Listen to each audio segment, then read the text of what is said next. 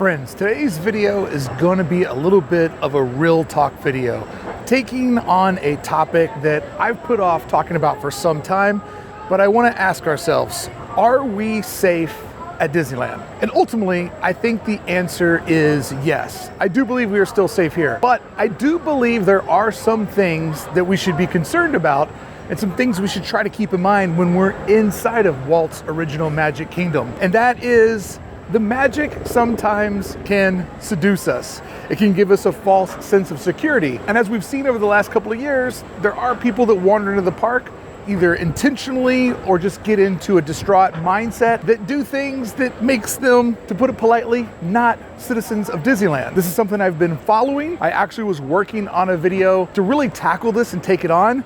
But ultimately I decided, I don't know if this is where I want the channel to go. But after the incidents of this past weekend and things that have been building over the last couple of years, I wanted to do a video and break it down, real talk, are we safe at Disneyland? So as I mentioned, I at one point was working on a video that was gonna take on this subject matter, but ultimately I ended up pulling the plug on it because I just kind of thought maybe I was going beyond the scope of where I should be going with my channel. Because one of the things that I started doing was monitoring guests inside the park. I am fortunate enough to be able to come to Disneyland at least one time a week. Sometimes it ends up being two, sometimes it ends up being three. People in from out of town, hell with it. Let's shoot for four.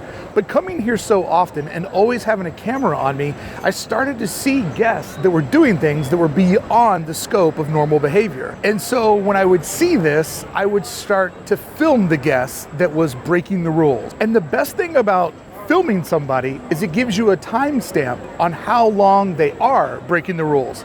And friends, the results of my unscientific research were quite shocking. I was absolutely floored at watching guests break the rules uninterrupted by any cast members for 2 minutes, 4 minutes, 6 minutes. I even sometimes would just stop filming because it just went on longer than I wanted to stand there. And many times when I saw these guests break the rules, they never got caught. They simply jumped back on the other side of the fence.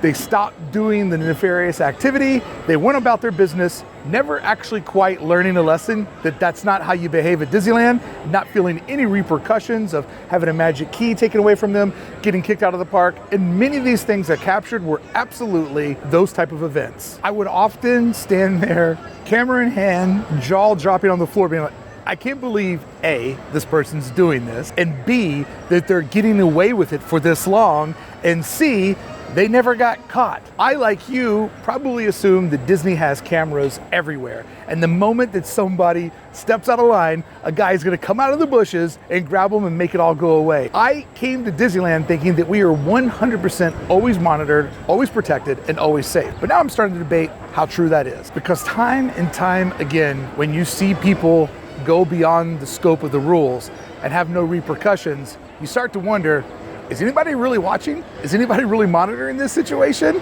And often for me, in my real world research, the answer was absolutely not. So when you look at the incident that happened in 2019 in Toontown, that Disney fans refer to as the beat down in Toontown, this was an absolutely disgusting event where we saw domestic violence go on for about 8 minutes. And it was an entire family combating, going back and forth, using obscenities at a very loud and threatening tone. And it happened inside of Toontown, the most family-friendly part of the entire park. But for me and a lot of people, it kind of marked an end of innocence where this was something that we thought never could have happened inside of a Disney park, in particular Disneyland. If you would have asked me on the Saturday before that Sunday, is this possible? I would have said no. Somebody would shut it down, break it down, something like that would maybe last a minute and then it would be taken care of. Oh no, it didn't. It went on and on and on, creating a chaos environment inside of a place where people go to escape from all the chaos of the world outside of the berm. And I'm sure you're probably more than familiar with the incident that happened at It's a Small World this weekend, where a guest was able to get off the attraction, roam through the entire set of the attraction, take off their clothes, and eventually wander out of It's a Small World naked. And if you look behind me, it happened around this similar time, but on the weekend. And you can see how many friends and families are behind me, old ones and little ones alike. And someone was able to get off of the ride, get that far away, remove all of their clothes, and not a cast member or security guard grabbed them until they actually exited the attraction. If you'd asked me on Saturday if that was possible, I would have said no. But now we both know that unfortunately, that's a reality. Easily, these are two examples of violence and sexuality happening in the park that went on for way, way too long. I mean, an embarrassing amount of response time, or shall I say, lack of response time. And just like all of my unscientific research, I've come to find that people can get away with some pretty crazy things in the park for amounts of times that just don't even seem possible.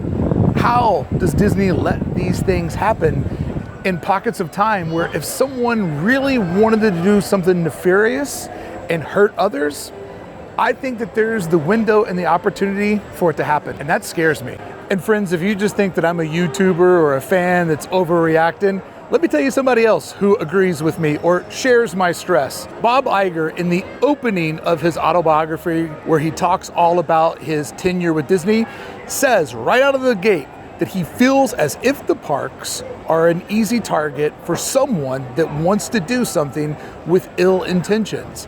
Meaning the parks are such an icon of American positivity and happiness that if someone could do something crazy in one of these parks, they know that it would catch everyone's attention.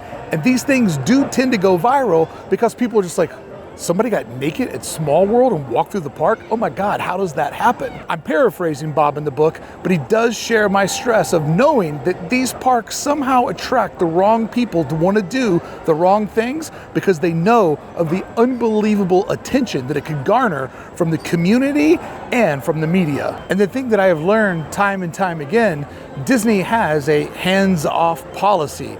They sort of let these things settle themselves before they get involved. And my concern is how long is too long to let somebody do something bad before someone innocent gets hurt?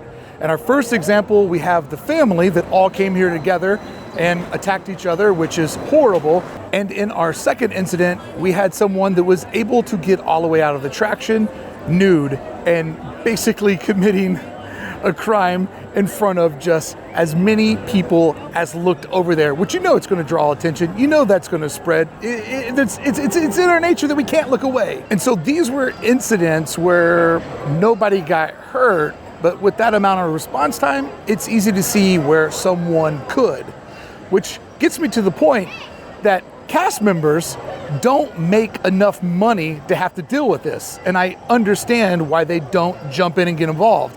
I do know, though, that Disney makes enough money to handle this, and I'm ready for them to jump in and get involved. But there's lawyers, and there's always the thing that I feel pity for Disney is that the criminal always has the upper hand.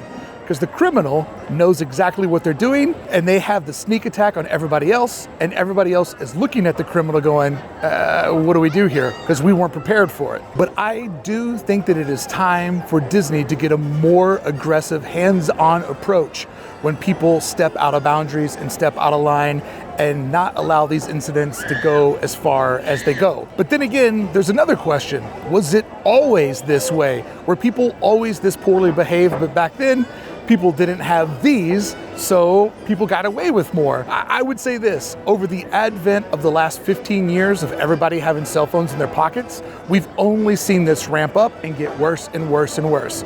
So I don't know, I'm sure kids in the 70s and 80s and 60s did a lot of wild stuff in Disneyland, and it's only urban legend.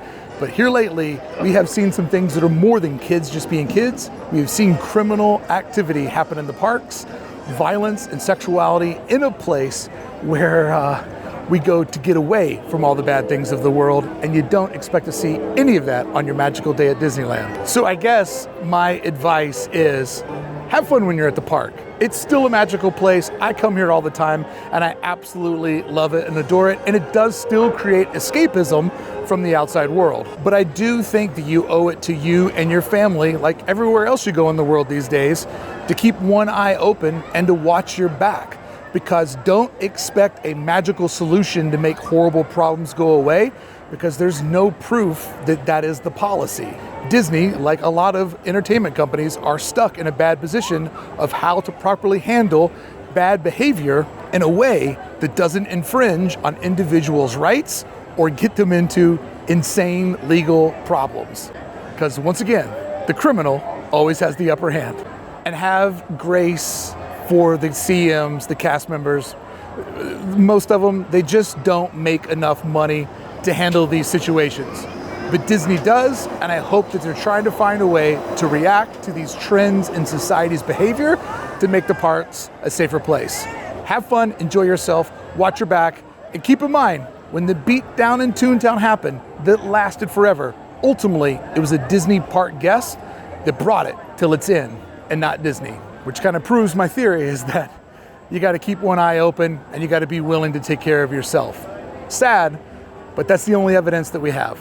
A sad reality that hopefully I got you thinking that maybe you're a little bit more responsible for your own safety in the park than you thought you were. Friends, Brickey here, hoping that you and your friends and family stay safe when you go to the park and that this trend goes away. And if it doesn't, Disney finds a remedy to get a little bit faster involved and to keep all of us safe in the parks. Thank you so much for watching. Thank you for listening to this. This is not the video I wanted to make, but it's the one that felt the most responsible to make.